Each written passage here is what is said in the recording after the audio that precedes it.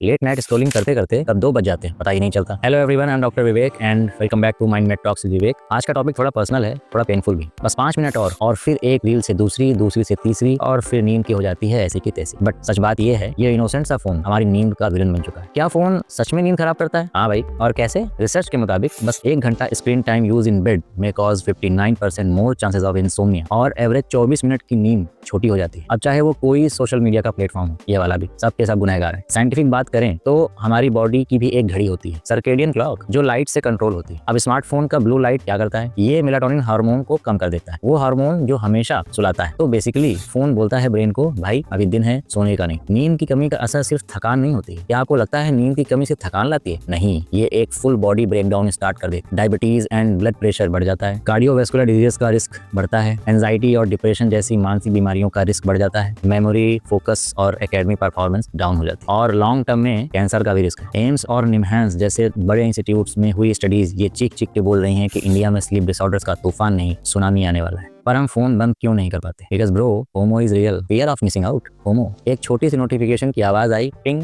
भाई कुछ मिस तो नहीं हो गया, और फिर बस वही साइकिल चालू। स्टडीज कहती हैं early phone use in kids में cause mental health crash in adulthood. Social media, cyberbullying और screen overload, total brain burnout. और 13 साल के बच्चों को स्मार्टफोन देना मतलब मेंटल हेल्थ ब्रेकडाउन का क्रैश कोर्स कराना। सही स्लीप हाइजीन की बात करें, नींद बचाने का रास्ता, और अब कुछ जुगाड़ू हैक्स जो नींद बचाएंगे और जिंदगी सुधारेंगे। पहला, एक कर्फ्यू लगाओ भाई। सोने से कम 1 घंटे पहले स्क्रीन बंद, वरना फोन तो ऑफ होगा नहीं, तुम जल्दी ऑफ हो जाओगे। दूसरा, फोन बेड पे नहीं, चार्जिंग पे होना चाहिए। Bed is for sleep, not for binge watch और डूम स्क्रॉलिंग। तीसरा, अगर बहुत अर्जेंट है या अनअवॉइडेबल टास्क है जैसे मीटिंग या वेबिनार, तो ब्लू लाइट फिल्टर यूज करो या ब्लू लाइट ब्लॉकिंग स्पेक्स। चौथा, स्लीप शेड्यूल फिक्स करो, संडे हो या मंडे सेम बेड टाइम, वरना सर्केडियन साइकिल तुमसे बदला लेगा बाद में। सोने का रूम बनाओ, सोने का मतलब स्लीप का room, cool, quiet, dark, LED lights and WhatsApp pings को टाटा bye bye. Screen time limiter app install करो, यूज करो टेक अगेंस्ट टेक।